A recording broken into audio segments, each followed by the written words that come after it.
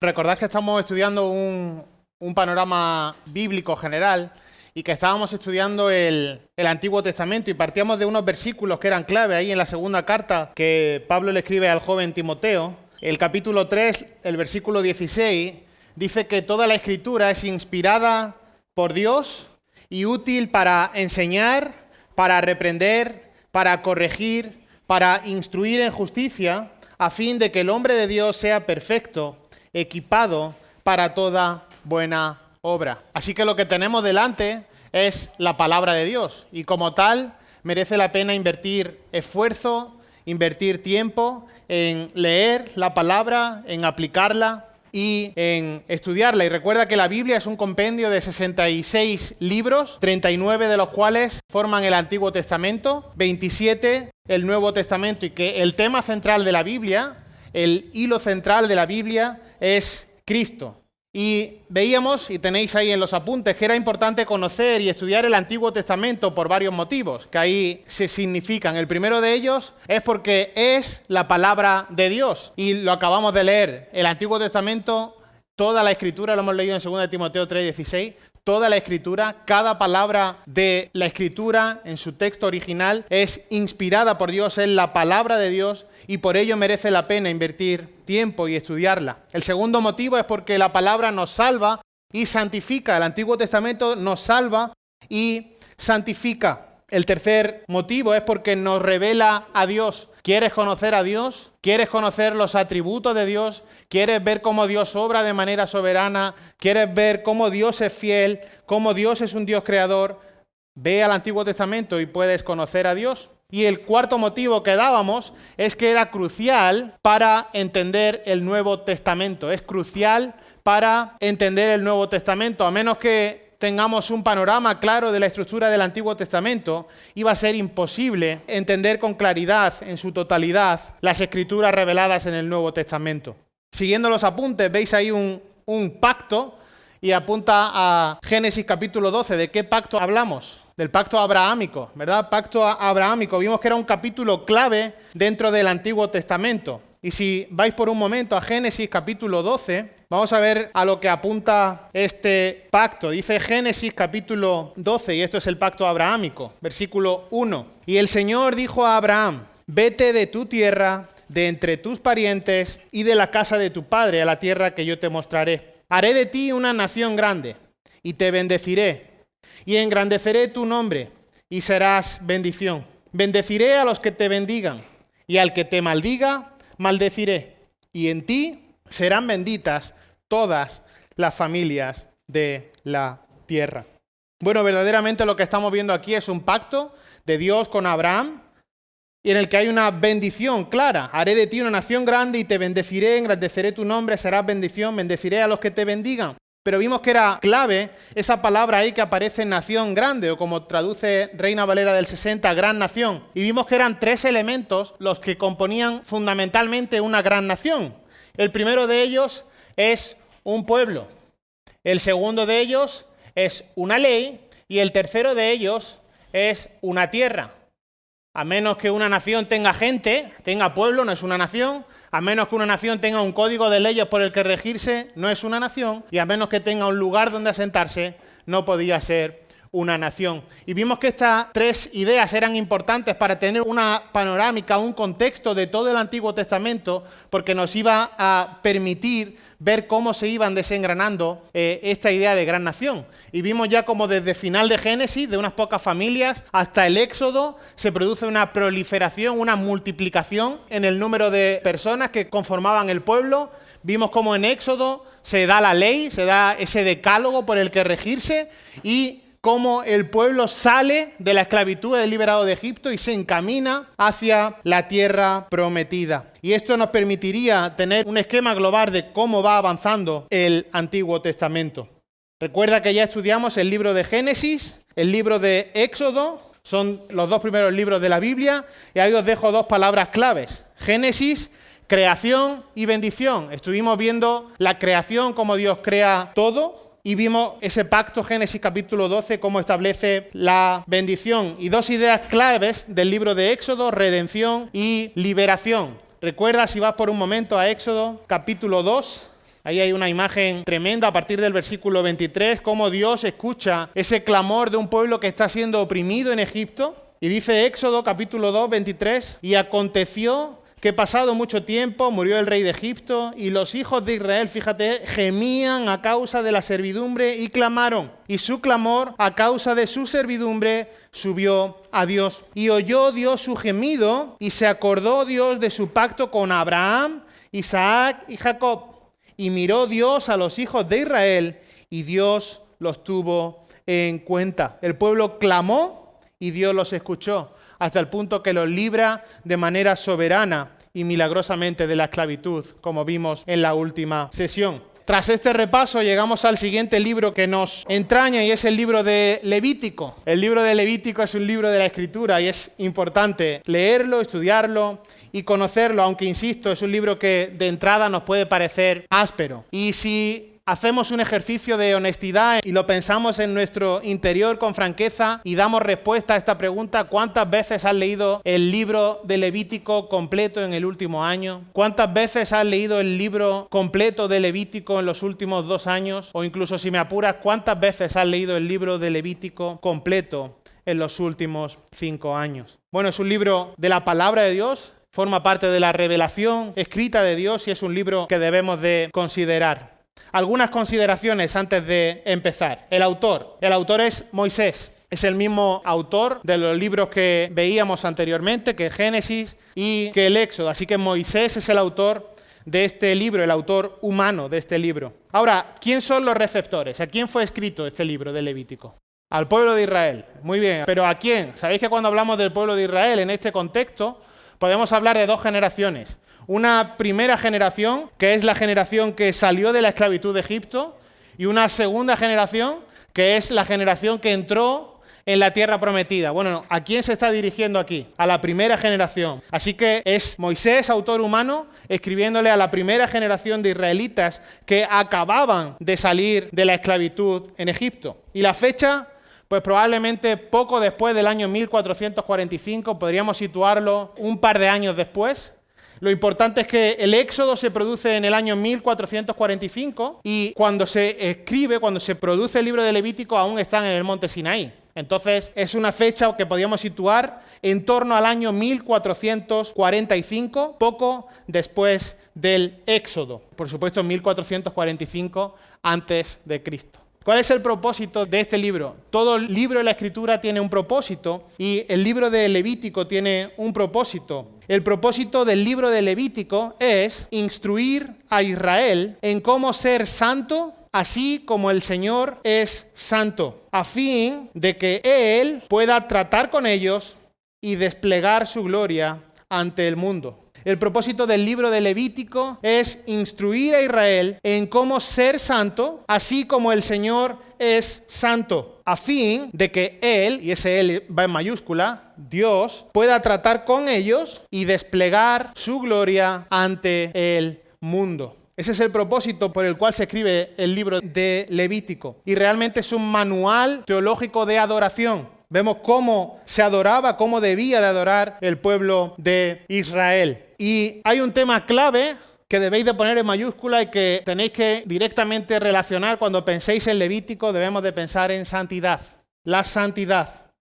Dios es santo. Y si tienes ocasión de leer el libro de Levítico en lo sucesivo y puedes coger un bolígrafo y pudieras subrayar todas las veces que aparece la expresión "Yo soy Jehová" o "Yo soy el Señor", como traduce Biblia de las Américas, o "Yo soy santo", esas 2 expresiones, "Yo soy Jehová", "Yo soy santo", verás que aparecerá en más de 50 ocasiones. Por tanto, la santidad es el tema clave de este libro. Y hay un versículo clave, que además seguro que ya conoces de memoria, que se encuentra en Levítico, capítulo 19, versículo 2. Este puede ser nuestro versículo de referencia, que además te animo a memorizar. Fíjate lo que dice Levítico 19, 2. Podemos leer desde el 1. Entonces habló el Señor a Moisés diciendo: habla a toda la congregación de los hijos de Israel y diles: seréis santos, porque yo, el Señor, vuestro Dios, soy santo. Así que esta idea debe estar en nuestra mente cuando pensamos en el libro de Levítico. Y seréis santos, le apunta a una adoración, cómo acercarse a la santidad de Dios, así como Dios es santo. Ahora bien, si es un libro que de entrada nos parece arduo, áspero, si cuando lo leemos empezamos a ver cosas que nos impactan en la cabeza, ¿verdad? Vemos ritos raros, sacrificios, animales, puros, impuros. Si encima está escrito a la primera generación de Israel tras salir de la esclavitud de Egipto, ¿por qué debemos leer el libro de Levítico? ¿Por qué debemos estudiar el libro de Levítico? Bueno, hay dos razones fundamentalmente. La primera de las razones es porque, al igual que el resto de libros del Pentateuco, de Génesis a Deuteronomio, el libro de Levítico también constituye el esqueleto de la Biblia.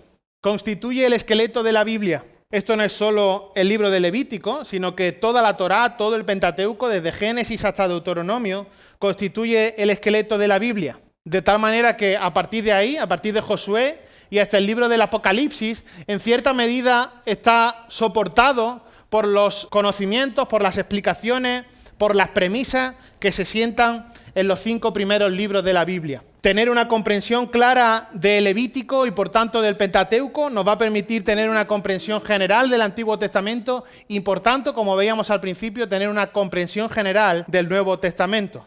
Por poner un ejemplo, y es el más claro, entendemos Hebreos, la carta de Hebreos, tenemos una comprensión real, clara de la carta de Hebreos, si tenemos una comprensión clara del libro de Levítico. Cualquier comentario, lo primero que nos lleva cuando estamos consultando algo de Hebreos es al sistema sacrificial del Levítico. Pero no solo este ejemplo tan claro, sino que otros libros como Samuel, Reyes o con los profetas menores están soportados por las premisas que se establecen en el libro de Levítico. Así que es un libro clave como a toda la Torá.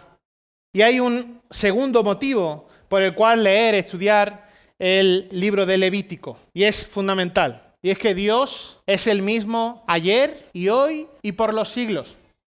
Dios es el mismo ayer y hoy y por los siglos. Así que el Dios de Levítico no es un Dios pasado, sino que el Dios de Levítico es el mismo Dios ahora. Y lo que es aún más importante, hablamos de el mismo nivel de santidad. Es el mismo nivel de santidad.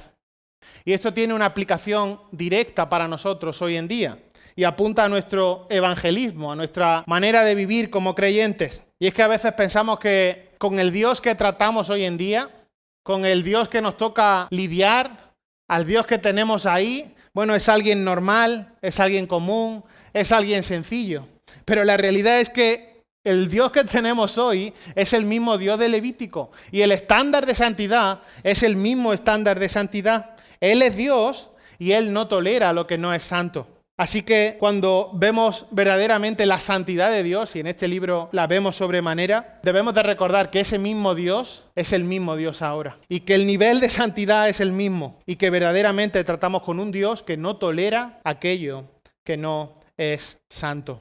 Bueno, un bosquejo general. Es algo más corto que los libros anteriores, 27 capítulos, y lo podemos dividir de una forma general en 2 bloques. Los capítulos del 1 al 17, el camino hacia Dios a través de la correcta adoración. Cómo acercarnos a Dios a través de la correcta adoración.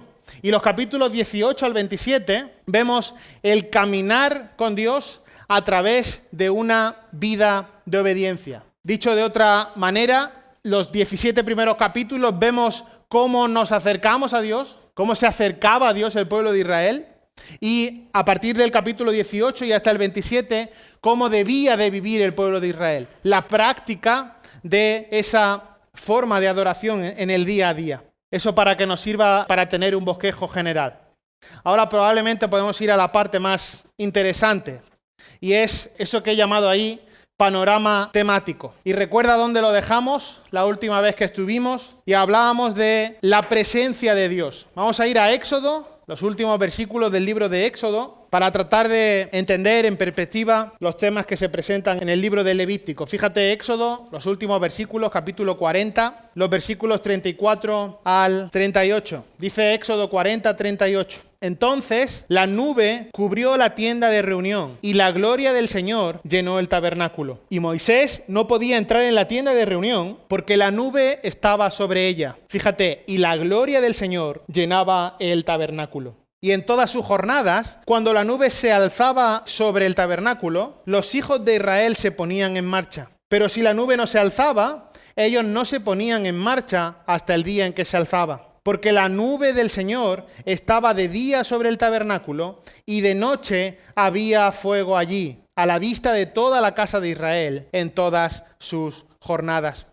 Así que lo último que nos dice el libro del Éxodo es que la gloria de Dios llenaba el tabernáculo. Dios estaba ahí, la presencia de Dios estaba ahí. Y a partir de ahí, con esa última perspectiva que nos da el libro de Éxodo, lo que hace Levítico es enseñarnos, mostrarnos cómo israelitas que eran corruptos, que estaban separados de esa santidad de Dios, podrían vivir cerca de la santidad de Dios. Recordar, por supuesto, que no cualquiera podía entrar al lugar santo, santísimo, sino que había unos requisitos muy específicos, unos momentos muy específicos, pero a lo largo de estos 27 capítulos de Levítico vemos cómo ese pueblo podía tratar de vivir cerca de la santidad de Dios. Y lo hacía por medio de 3 formas: los rituales, sacrificios, el sistema de sacerdocios y, en tercer lugar, lo que he llamado las leyes de pureza o normas de pureza.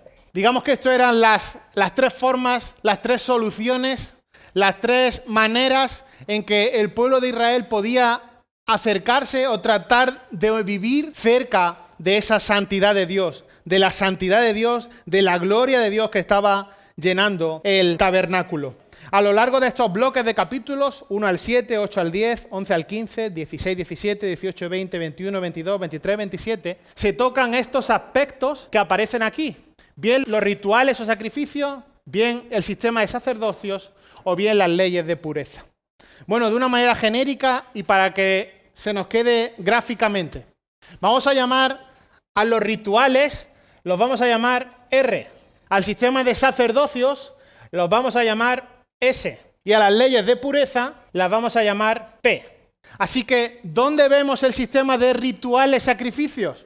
Los capítulos 1 al 7, los capítulos 23 al 27. ¿Dónde vemos lo referente al sistema de sacerdocios? Capítulos 8 al 10 y capítulos 21 y 22. Ahí vemos el sistema de sacerdocios. ¿Y dónde vemos lo referente a las normas de purificación, las normas de pureza? Capítulos del 11 al 15 y los capítulos del 18 al 20. Así que de esta manera, de un modo general, podemos ver en qué bloque de capítulos nos está hablando de qué cosa, ¿verdad? Bueno, vamos a atacar el primero de ellos de una forma general. Los rituales, los sacrificios. El bloque de los capítulos del 1 al 7 y del 23 al 27. Si abres el libro de Levítico, aparece todo el tema de sacrificio de animales. Estos rituales o estos sacrificios se hacen como forma para decir básicamente 2 cosas. Por supuesto, para decírselas a Dios. Gracias, gratitud o perdón. ¿Cómo hace esto el pueblo de Israel ahí en las inmediaciones del tabernáculo? Bueno, la gratitud la expresa mediante las ofrendas de grano y las ofrendas de paz, que podéis leer y comprobar y ver en vuestras Biblias. ¿Y cómo expresa el perdón? Mediante la ofrenda quemada, la ofrenda por el pecado y la ofrenda por culpa. Así que estos son el primer bloque de rituales que aparece en los 7 primeros capítulos, el sacrificio de animales. Pero bueno, hay un segundo bloque allí al fondo, los capítulos 23 al 27, en el que lo que aparece es cómo conducirse, cómo hacer, cómo llevar a cabo los días sagrados y los días de fiesta. Bueno, cómo conducir esos días que eran considerados sagrados, esos días festivos y que lo que se hacía no era celebrar cualquier cosa, sino que se conmemoraba, se recordaba cómo Dios había salvado, cómo Dios había rescatado a Israel de la esclavitud. ¿Cómo llevar a cabo esos rituales de esos días? Los capítulos 23 al 27 del libro de Levítico.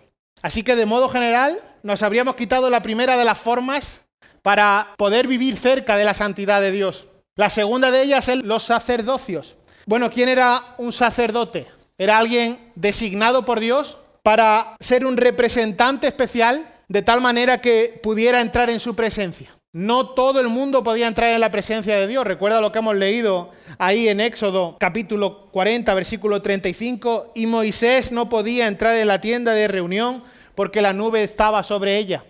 Era un lugar en que la gloria de Dios estaba y no cualquiera podía acceder. Así que estos sacerdotes eran los que Dios designaba como representantes especiales que representaban a otros para poder entrar en su presencia, en la santidad. Ahora, dos bloques, los capítulos 8 al 10 y los capítulos 21 y 22. ¿Qué vemos en los capítulos 8 y 10 en relación con los sacerdocios? Bueno, hay un ejemplo de cómo los sacerdotes son ordenados al sacerdocio. Cómo alguien podía ser nombrado o designado como sacerdote para poder llevar a cabo esta tarea representativa. Y los capítulos 21 y 22, también en relación con los sacerdocios, lo que dicen es cómo debe de vivir esos sacerdotes. De tal manera que estaban muy cerca de la santidad de Dios, hasta el punto de que el libro dedica estos capítulos para ver cómo deben de vivir esos sacerdotes. Así que ya hemos cerrado el primer bloque, rituales, sacrificios, un segundo bloque en relación al sistema de sacerdocio, y hay un tercer bloque que tiene que ver con las normas de pureza, con las leyes de pureza. Y el primero de ellos está en los capítulos 11 al 15. También aparece ahí una larga lista de animales puros e impuros. Y además lo hace, digamos, siguiendo un orden de tierra, mar y aire. ¿Cuáles son los animales puros de la tierra, los impuros? Podemos decirlo así.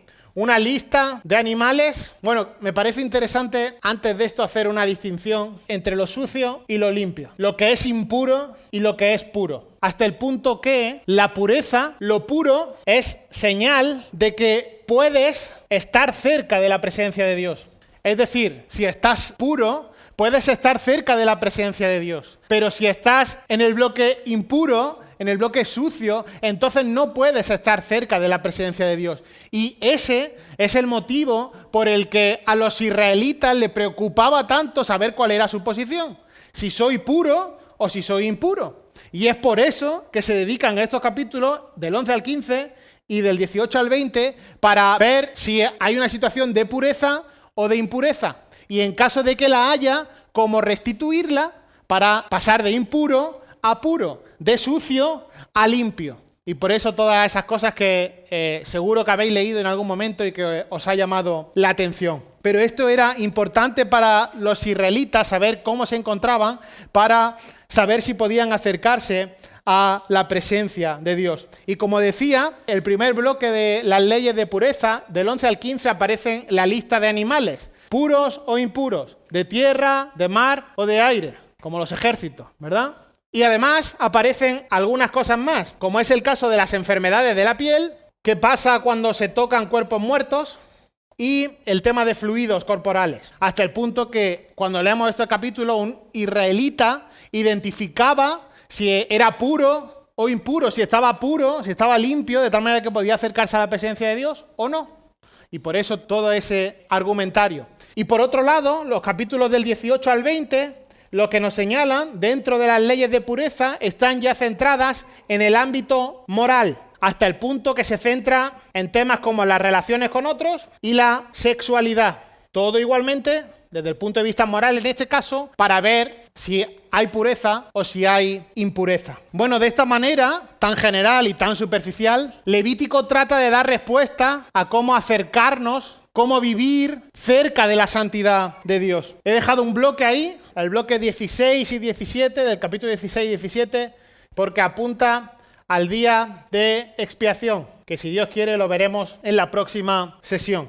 Como decía antes, el tema de la santidad es un tema capital en el libro de Levítico, la santidad de Dios, y ahí aparece en el capítulo 10, versículo 10, una idea que es clave también. Fíjate lo que dice Levítico 10, 10. Y para que hagáis distinción entre lo santo y lo profano, entre lo inmundo y lo limpio. Entonces, a medida que podáis leer en casa estos versículos, vais a ver aquello que la Biblia describe como santo, lo que es común, profano, y la distinción entre lo limpio y lo inmundo, que como hemos visto se ve en los capítulos del 11 al 15. El próximo día, si Dios quiere, veremos un pasaje que creo que es clave, pero que creo que también merece ser analizado con un poco más de extensión. Y está ahí en el capítulo 10, y es lo que pone ahí como fuego extraño. Una adoración que desagrada a Dios, que ofende a Dios y que tiene consecuencias. Veremos también este punto del capítulo 16-17, el día de expiación, y en función del tiempo vemos si nos meteremos o no en el libro de Números. ¿Qué quedarnos en nuestra mente en esta tarde, queridos hermanos? Y que nos lleve también a la oración.